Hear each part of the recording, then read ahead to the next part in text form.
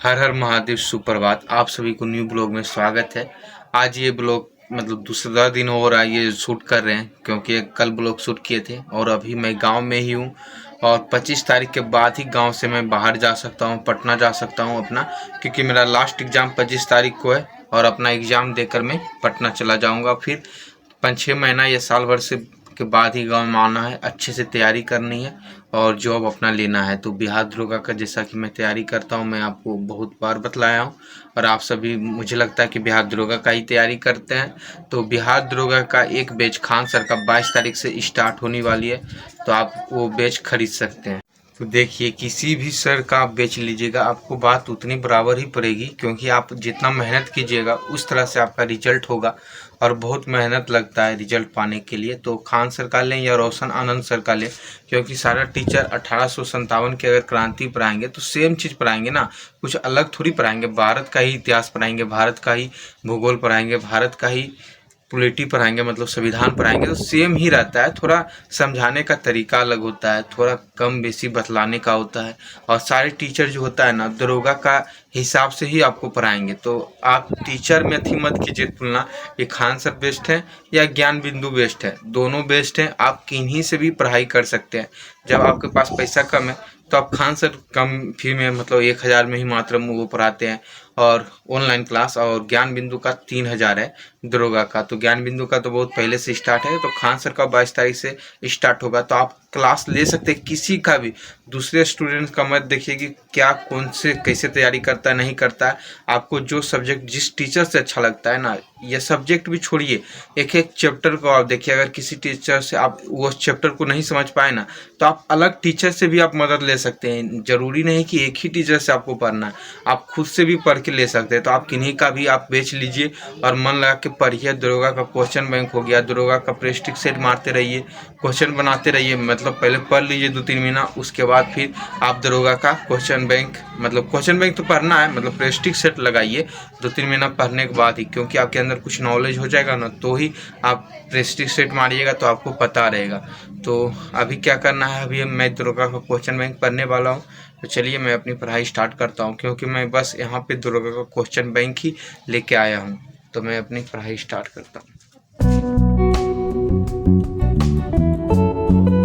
तो अभी शाम हो चुकी है और मैं अभी खेत की तरफ आया हूँ घूरने, क्योंकि लाइन कट गई थी, पढ़ाई कर रहे थे। तो सोचे कि चलिए ज़रा चलते हैं खेत की तरफ घूरने के लिए।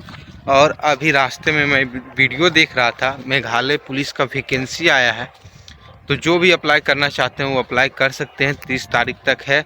उसका फ़ी 150 रुपया है। ज़्यादा जानकारी के लिए आप यूट्यूब पे सर्च मार सकते हैं, क्योंकि सरकारी रिजल्ट पे ये वैकेंसी आपको नहीं दिखलाएगी। इसका ऑफिशियल वेबसाइट पे ही ये वैकेंसी आप देख सकते हैं जाके। तो आप यूट्यूब पे सर्च मार के ज़्यादा जानकारी लेना है आपको तो आप चेक कर सकते हैं। 30 अप्रैल तक ये वैकेंसी भराएगी।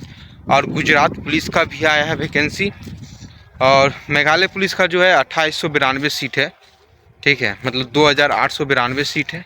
आप चेक कर सकते हैं जाकर। और गुजरात पुलिस का जो वैकेंसी आया है उसमें क्या कंडीशन है कि आपको 20 नंबर का गुजराती भाषा पूछेगा, गुजराती लैंग्वेज का क्वेश्चन रहेगा। तो जो भी गुजराती भाषा जानते होंगे तो वो अप्लाई कर सकते हैं। और क्योंकि देखिए 20 नंबर बहुत बड़ा होता है रिजल्ट पाने के लिए। तो अगर आप गुजराती भाषा नहीं जानिएगा तो आपको समस्या होगी। बहुत सारा क्या करता है ना राज, वो अपना थी बना देता है कि दूसरा स्टेट वाला जो है वो वैकेंसी नहीं भर पाए।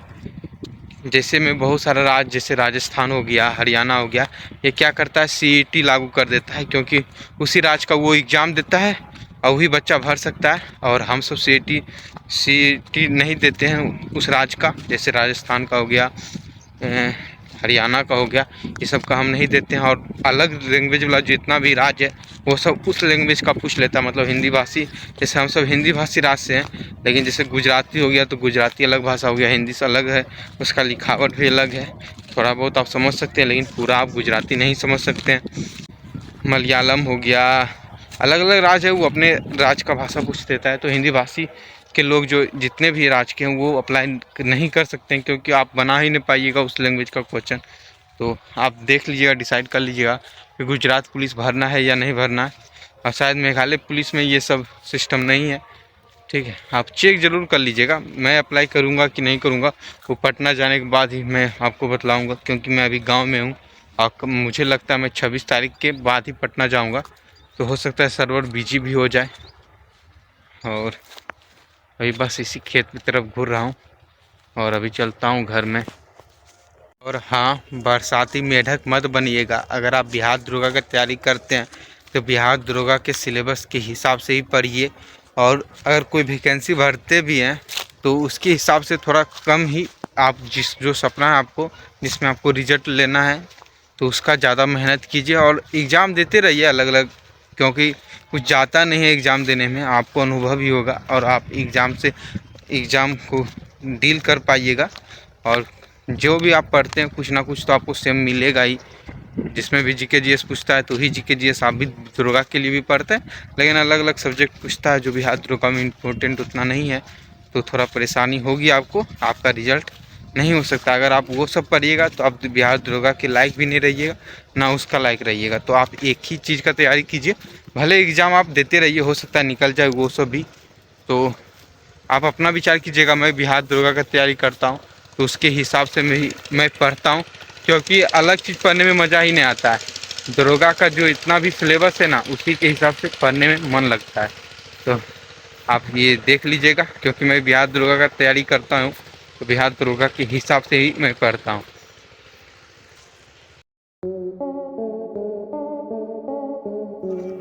तो अभी जा रहा हूँ मैं घर अपना और अपनी पढ़ाई कंटिन्यू करूँगा।